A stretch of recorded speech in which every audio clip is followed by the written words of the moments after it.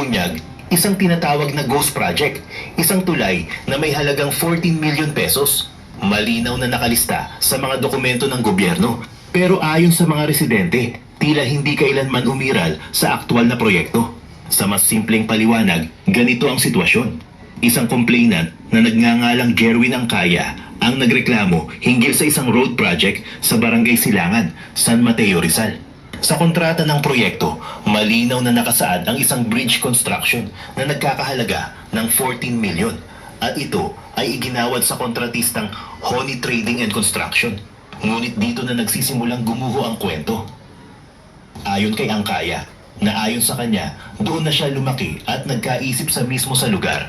Wala umanong kahit anong sapa, ilog o malalim na bangin sa buong 600-meter stretch ng kalsada na mangangailangan ng tulay.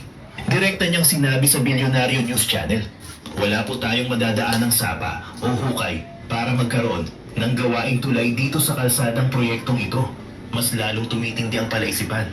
Dahil ayon sa ulat, ang pinakamalapit na sapa ay nasa labas pa ng sakop ng proyekto. Ibig sabihin, wala itong koneksyon sa mismong kalsadang inayos.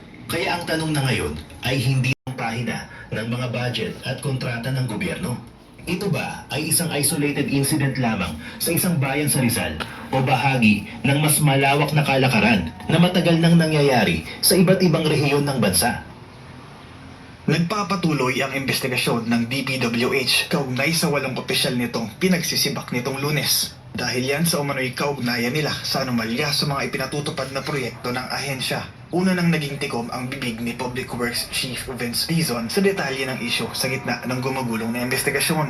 Pero ngayong Miyerkules, isang complainant ang lumutang at dumulog sa Bilyonaryo News Channel. Yan ay para ibahagi ang mga nauna na niyang inihaing formal na reklamo sa DPWH ukol kay Jovel Mendoza. Si Mendoza ang DPWH Calabarzon Regional Director na kabilang sa mga nasibak sa DPWH at kasalukuyang isinasailalim sa investigasyon. Kwento ng complainant na si Jerwin Angkaya, inireklamo niya ang opisyal dahil sa questionabling proyekto nito sa Barangay Silangan, San Mateo, Rizal.